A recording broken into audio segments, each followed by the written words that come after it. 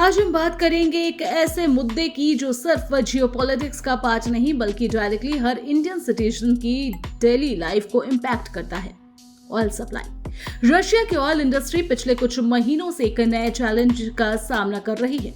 Ukraine के drone attack ने Russia के रिफाइनरीज और एक्सपोर्ट पोर्ट को डैमेज किया है, जहां से दुनिया भर में ऑयल सप्लाई होता है। सवाल ये उठता है कि अगर ये सिचुएशन और सीरियस होती गई तो क्या रशिया इंडिया को ऑयल देना बंद कर देगा, और अगर ऐसा होता है तो इसका इम्पैक्ट सिर्फ पेट्रोल और डीजल के रेट पर नहीं बल्कि पूरे इकोनॉमी पर होगा। आज इस वीडियो में हम डिटेल में समझेंगे कि प्रॉब्लम क्या है, इंडिया कहां खड़ा है और फ्यूचर में हमें किस तरह के चैलेंजेस देखने को मिल सकते हैं। तो वीडियो को एंड तक जरूर देखें।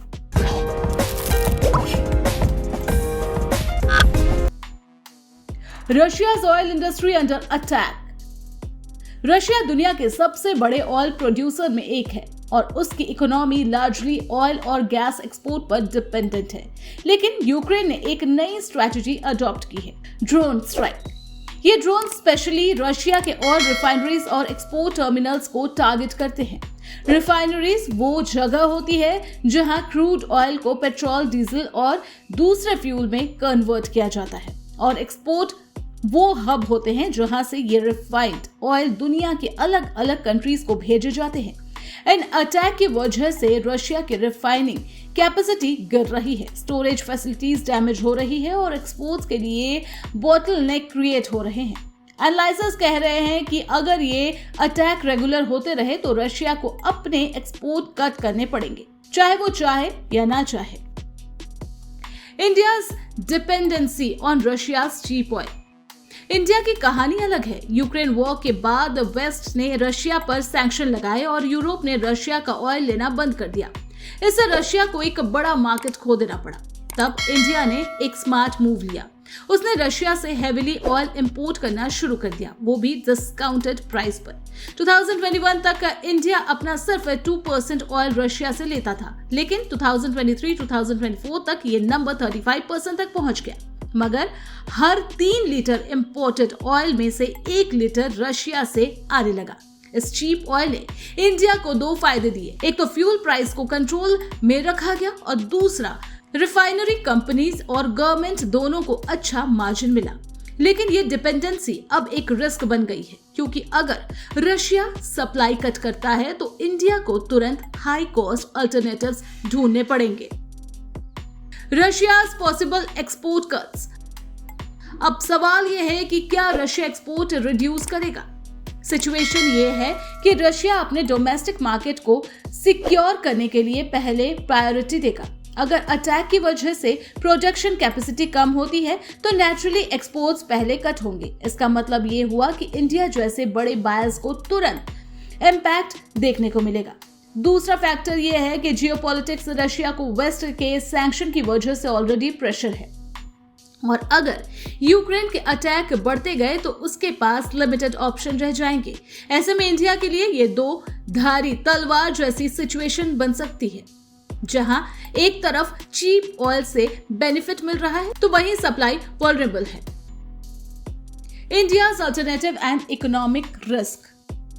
अगर कल को रशिया ऑयल सप्लाई कम करता है या प्राइस बढ़ाता है तो इंडिया के पास अल्टरनेटिव है, जैसे मिडिल ईस्ट से सऊदी अरेबिया, यूएई, इराक। लेकिन इन कंट्रीज से मिलने वाला ऑयल रशिया के कंपैरिजन में महंगा है।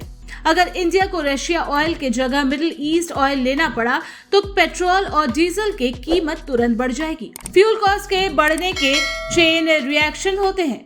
ट्रांसपोर्ट कॉस्ट ऊपर जाता है जो गुड्स और सर्विस को महंगा बनाती है, और एंड तक रिजल्ट होता है इन्फ्लेशन। इसका मतलब आम आदमी के लिए सब कुछ महंगा होना, चाहे वो बस का टिकट हो, सब्जी हो या फिर ऑनलाइन डिलीवरी चार्जेस। ये शॉक इंडिया के ग्रोथ को स्लो कर सकता है और बिजनेस के लिए भी चैलेंजेस क्रिएट करेगा। लेकिन फिलहाल रशिया अभी भी इंडिया को ऑयल सप्लाई कर रहा है और कोई ऑफिशियल कट अनाउंस नहीं हुआ है। लेकिन एक्सपर्ट्स कह रहे हैं कि अगर यूक्रेन के अटैक्स बढ़ते रहे तो फिर ऑयल की सप्लाई में रुकावट होना पक्का है। इंडिया भी अवेयर है इस प्रॉब्लम से और इस वजह से गवर्नमेंट डाइवर्सिफाई करने की कोशिश कर रही है। जैसे यूएस और ब्राजील से ऑयल लेना और long term contracts middle east के कंट्रीज के साथ साइन करना। लेकिन सच ये है कि रशिया के चीप ऑयल ने इंडिया को एक ह्यूज एडवांटेज दिया था, और अगर वो एडवांटेज चला गया तो हमारे लिए फ्यूल सिक्योरिटी एक मेजर चैलेंजेस बन जाएगी। तो आप देख सकते हैं कि रशिया के रिफाइनरी अटैक का इम्पैक्ट सिर्फ उनकी इकोनॉमी तक लिमिटेड नहीं है, बल्कि इंडिया जैसे बड़े इकोनॉमी पर भी डायरेक्टली पड़ता है।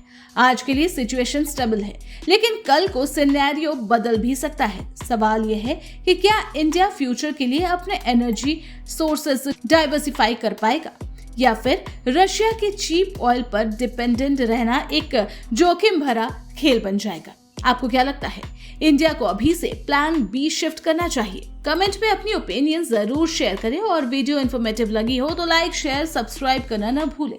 Thanks for watching.